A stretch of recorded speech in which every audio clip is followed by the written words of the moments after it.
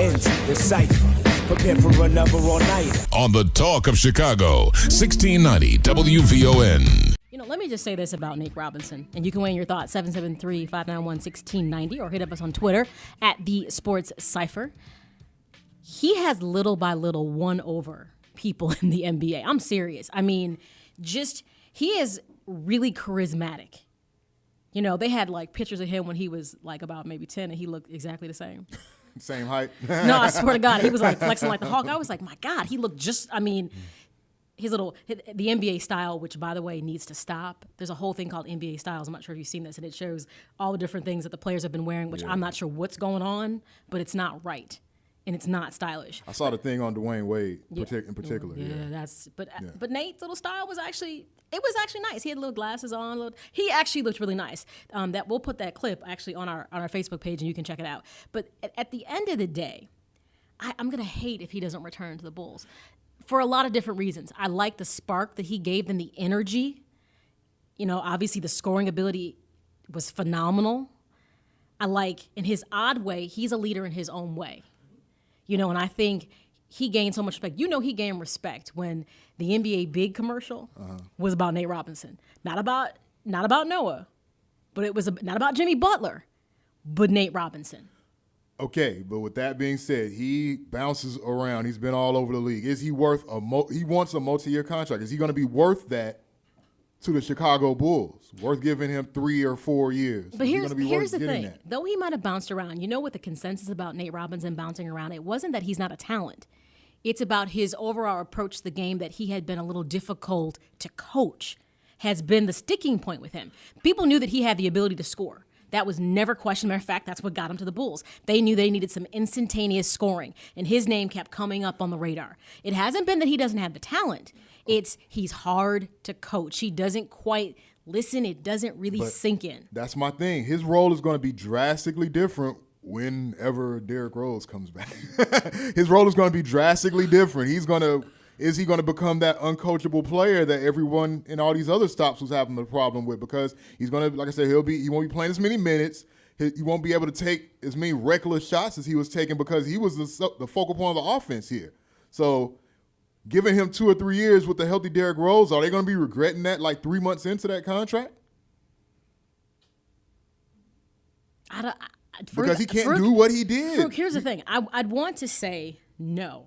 And I only say no because they can find a role. Because here's the thing. We already don't know what's going to necessarily happen in the offseason. We know there's going to probably be a change or two. We don't know who's not going to be on the team. Obviously, the rumor's always going to be out there. It could possibly be Dang or maybe even Boozer might get moved off somehow, some way. So if any of those contracts move, it could free up some money.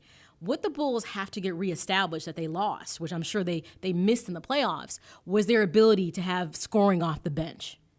Now, Nate technically was not a starter in this season, even though he put up big numbers. He wasn't a starter. So there potentially could be a role for him on the bench, and he could still get good minutes. But I think my thing is, he going to have that freedom with a guy like Rose and whatever other moves they make. Is he going to have that same type of liberties that he's able to take? Because if he's coming off the bench, chances are they can design plays where him and Rose are not necessarily on the court at the same time. Because you're right, he would overpower Rose's Nate's a big personality. It's big when he's on the court. It's big when he's off the court. He's very passionate about what he does, and it comes across in his play. It's like I'm just saying, when you talk about using him in a second unit capacity and the scoring you could get, that's a big deal.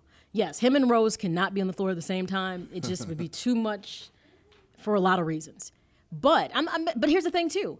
I don't know that Nate Robinson didn't learn something from this season. That's what's interesting. He may have matured in ways that we didn't know he matured. Like, I was really on the NBA TV on his interview. I was like, he's a pretty balanced fella. And I think about it. When you have a season like he had with the Bulls, which he's never had like anywhere else, the fact of how he was embraced by this city, he has never experienced something like that. And the value he brought to this team, knowing he was an integral part of what kept them in the playoffs, it's not to say that he won't be willing to make the adjustments to be part of the team. 2 quick things. One, I actually think that Derrick Rose could play on the floor with Nate Robinson because one thing about Derrick Rose, he is a point guard, and I think he knows that. He doesn't want to shoot a lot. He just knew the team needed points.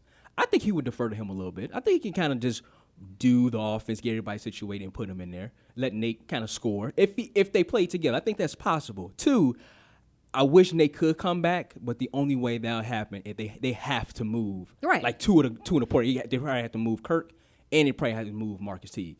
So that's the only reality smack that you have to see. Can they do that? That's not even a reality smack to have to offload either one of those. Yeah. And here's the thing. Okay, but here's the problem with what you just said.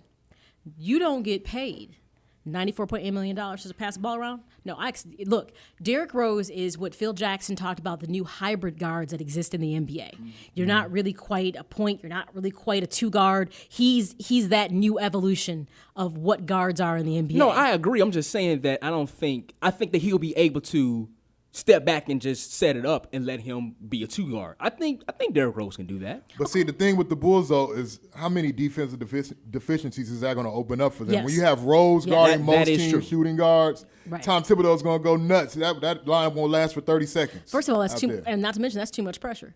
So forget that. That's not going to happen. And that's the issue. That's why I don't think, just based on the dynamic of, maybe if Nate was like 8 inches taller, maybe it would be a bigger or more substantial conversation. But I hate to say this, his height becomes an issue, especially on the defensive side, not on the offensive side. I mean, he becomes in his own way, he's a defensive liability, just like Boozer is. Oh, all the time. Yes, I agree 100%. And That's why I don't think he's worth. You can't sign him to a multi-year deal. If he's willing to take another 1-year contract or something like that, then yeah, bring him back. I can't believe I'm saying that, but yeah. When you want him over Marcus Teague? Oh, absolutely. I mean, you know what? That's not fair, though. That's not fair because Teague wasn't given the opportunity to develop. It's not his fault that wherever he's at in his career. First of all, it's a very young career. I mean, but I'm saying though. But you have a proven guy sitting on the bench. Why wouldn't you want to bring him back? Yes, exactly. And he gave because you, Nate isn't the future. He's a future type of player. You can have Teague. He can be your backup point guard for the next 10 years if you have a coach that's willing to develop him into that. You're talking about Nate Robinson. Nate Robinson isn't that. Oh, okay. You're talking about Marcus Teague. Yeah. I will say this. Unfortunately, we don't know what we had with Teague because though this was the perfect season to develop him, it didn't happen, which I think is ridiculous. So you don't know. You hope he has the athleticism and the skill set his brother has. I mean, that's an expectation. You hope that he comes that way, but we just don't know. And it's sad.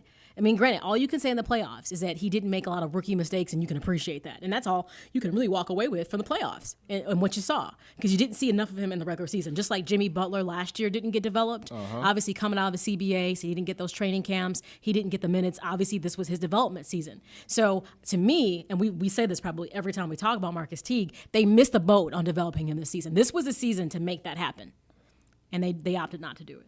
That's all I'm saying. So, I mean, I know what you're saying, but I don't think it's a fair question. You know what I mean? But if Robinson is willing to take a 1-year deal, then by all means, I hope the Bulls will bring him back. But I don't think it's all that realistic. This is his payday. But Yeah, who's going to he's trying sign? to get paid. This real quick? Who do y'all think would probably look at a Nate Robinson like, we'll give you a 3 or 4 year deal? Which team? Maybe Timberwolves. They may Memphis Grizzlies. They might consider it. The Grizzlies. The Memphis Grizzlies. I mean, there are some teams. That's their weakness is their backcourt right now. So there's some teams that, especially, look at it this way.